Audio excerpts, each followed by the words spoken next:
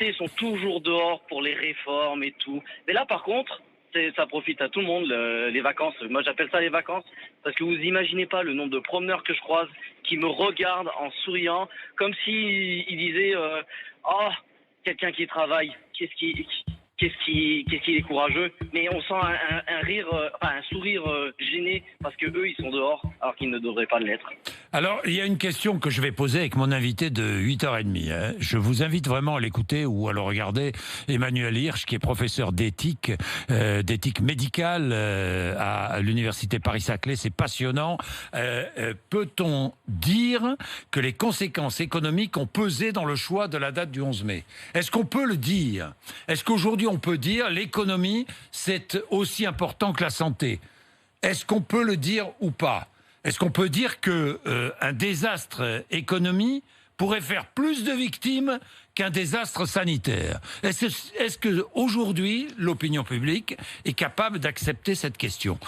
Ouais, c'est un bon sujet, non, Jérémy? Ouais, non, moi je suis consterné. Ouais. Plus personne. Enfin, c'est après ça, on va avoir quoi? Des gilets jaunes dehors qui vont se remettre dans les ronds-points parce que les pouvoirs d'achat, tout ça, mais ils font quoi là, ces gens-là? Ils sont tous dehors. Il n'y a plus de contrôle, il n'y a plus rien, et nous, on nous a un petit peu forcé à retravailler parce que l'État nous payait pas le. Est-ce que vous êtes content? Est-ce que vous êtes content de retravailler, Ah, mais Jérémy? moi, je suis un privilégié. Hein. Moi, je Oui. suis trop content, moi. Ouais. On s'est jamais arrêté, au fait. On a continué la première semaine. Après, les entreprises ont commencé à fermer, les entreprises de matériaux, et on a reçu une lettre de l'UNICEM comme quoi il fallait absolument reprendre le travail parce que l'État ne nous accordait pas les mesures de chômage partiel si on reprenait pas le travail. Et bien sûr, sur la base du volontariat avec les mesures.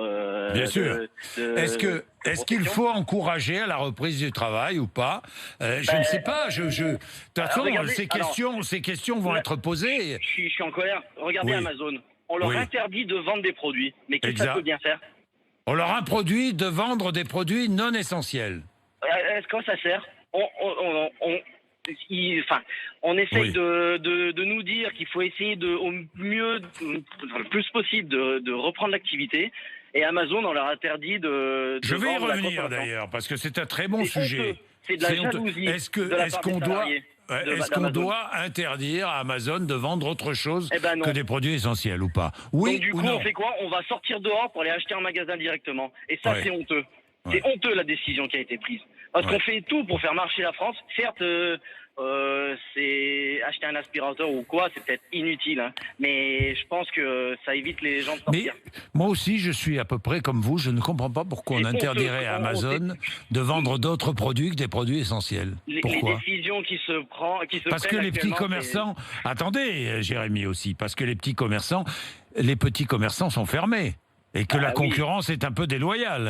Amazon profite de la situation. Mais il y en a d'autres qu'Amazon. Mais bien sûr. Amazon, pourquoi Amazon? Parce que, soi-disant, la sécurité et tout, c'est n'importe quoi, Jean-Jacques. Amazon, c'est le seul à... Je suis pas pour Amazon, hein, parce que leur politique d'optimisation fiscale, voilà, elle est elle est scandaleuse. Disons-le, elle est scandaleuse. Mais Amazon, récemment, j'ai acheté des gants, des produits, qu'est-ce que ça peut bien faire que Amazon vende des télés ou quoi? Si les gens, ils veulent s'occuper chez eux à passer le confinement, ils achètent des loisirs, des jeux vidéo, ils achètent ce qu'ils veulent.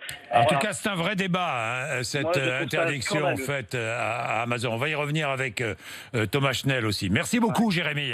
Merci, vous soulevez une bonne question. Et merci pour tout ce que vous faites. Merci, Ça nous occupe nos journées.